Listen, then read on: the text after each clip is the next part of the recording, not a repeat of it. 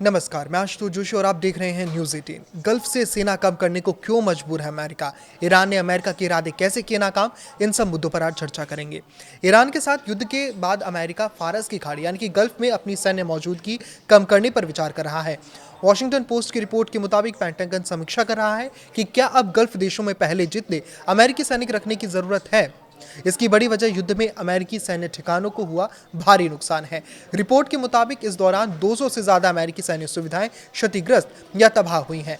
फिलहाल America Jordan से लेकर ओमान तक फैले करीब 20 सैन्य ठिकानों पर लगभग 40,000 सैनिक तैनात रखता है।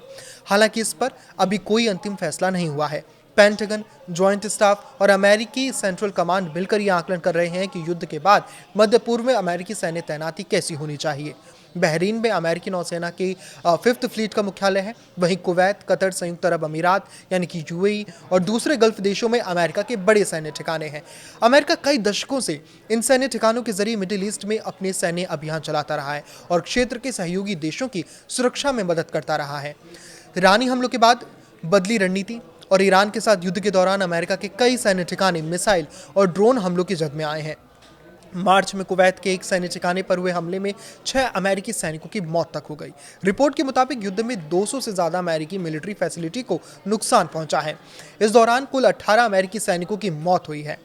ईरान के हमलों में बचाव के लिए अमेरिकी सेना को 1000 से ज्यादा एयर डिफेंस इंटरसेप्टर मिसाइलें दागनी पड़ी। इससे पैट्रियट और थार्ड जैसे एयर डिफेंस सिस्टम के मिसाइल भंडार पर दबाव पड़ गया।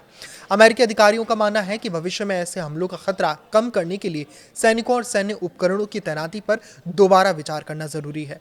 सैनिकों को दूसरी जगह भेजने पर विचार भी किया जा रहा है। पेंटागन में इस समय कई प्रस्तावों पर चर्चा चल रही है। इनमें गल्फ देशों से कुछ सैनिकों और सैन्य उपकरणों को जॉर्डन, इजरायल या सऊदी अरब के रेड सी और उसके तट के करीब तैनात करने का सुझाव दिया गया है। अधिकारियों का मानना है कि ये इलाके ईरान की सीधी मिसाइल और ड्रोन पहुंच से अपेक्षाकृत ज्यादा सुरक्षित हो सकते हैं। रिपोर्ट के मुताबिक सैनिकों की तैनाती को लेकर ट्रंप सरकार के भीतर भी अलग अलग राय हैं। एक पक्ष चाहता है कि अमेरिका मिडिल ईस्ट में अपनी सैन्य मौजूदगी कम करे और संसाधनों का ज्यादा इस्तेमाल घरेलू सुरक्षा और चीन से मुकाबले में करे। वहीं दूसरा पक्ष ये मानता है कि गल्फ देशों और इसराइल में मजबूत अमेरिकी सैन्य मौजूदगी बनाए रखना जरूरी है ताकि क्षेत्र में अमेरिका का प्रभाव कायम रहे और उसका जितना भी प्रभुत्व है वो जारी रह सके। इसराइल में सैन्य मौजूदगी बढ़ाने का भी ये प्रस्ताव है। एक प्रस्ताव में कुवैत समेत कुछ गल्फ देशों से सैनिकों और सैन्य उपकरणों को इसराइल के ओवेदा एयरबेस भेजने की बात भी कही गई है। हालांकि इस प्रस्ताव का प्रशासन के भीतर विरोध भी हो रहा है। कुछ अधिकारियों का कहना है कि इसराइल में अमेरिकी सैन्य मौजूदगी बढ़ने से संवेदनशील खुफिया जानकारी की सुरक्षा पर खतरा बढ़ सकता है। गल्फ देशों पर भी इसका असर पड़ेगा। अगर अमेरिका गल्फ देशों से बड़ी संख्या में अपने सैनिक हटाता है तो इसका सबसे ज्यादा असर वहां के सिक्योरिटी इंफ्रास्ट्रक्चर पर पड़ेगा। साथ ही पूरे मिडिल ईस्ट के सुरक्षा समीकरण पर भी बदल सकते हैं, क्योंकि दशकों से सऊदी अरब, यूएई, कतर, कुवैत, बहरीन और दूसरे खाड़ी देश अपनी सुरक्षा के लिए अमेरिकी सैन्य मौजूदगी पर पूरी तरह निर्भर रहे हैं। सैनिकों की संख्या कम होने पर इन देशों को अपनी सैन्य क्षमता बढ़ानी पड़ सकती है या नए सुरक्षा साझेदार तलाशने पड़ सकते हैं। हालांकि अमेरिकी सैनिकों की संख्या कम होने का मतलब ये नहीं होगा कि दोनों पक्षों के सुरक्षा संबंध खत्म हो जाएंगे। हथियारों की खरीद, खुफिया जानकारी साझा करना और सैन्य सहयोग जो है, ऐसी जितनी भी व्यवस्थाएं हैं वो पहले की तरह जारी रह सकती है। सितंबर तक 3 लाख करोड़ रुपए जितनी भी तकरीबन ये रकम है उतना खर्च होने का अनुमान है। पेंटागन का अनुमान है कि सितंबर के अंत तक ईरान युद्ध पर अमेरिका का खर्च 37 अरब डॉलर यानी कि करीब 3.5 लाख करोड़ रुपए तक पहुंच सकता है।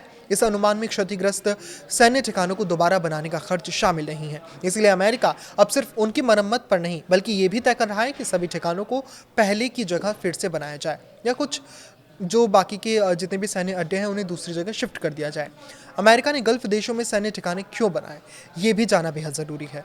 पहला, तेल और गैस की सप्लाई सुरक्षित रखने के लिए। दुनिया के बड़े हिस्से को तेल और गैस फारस के खाड़ी से मिलती है। अमेरिका चाहता है कि इन समुद्री रास्तों में कोई बाधा ना आए। दूसरा, ईरान की गतिविधियों पर नजर रखने के लिए। 1979 की ईरानी क्रांति के बाद से अमेरिका और ईरान के रिश्ते तनावपूर्ण रहे हैं। गल्फ में मौजूद सैन्य ठिकाने अमेरिका को ईरान की सैन्य गतिविधियों पर नजर रखने में मदद करते हैं।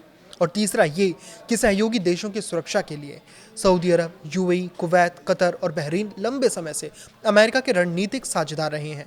अमेरिकी सैन्य ठिकाने इन देशों की सुरक्षा व्यवस्था का अहम हिस्सा है। और चौथा, मिडिल ईस्ट में सैन्य अभियानों के लिए इराक, अफगानिस्तान और आईएसआईएस के खिलाफ अभियानों में अमेरिका ने इन्हीं सैन्य ठिकानों का इस्तेमाल किया है।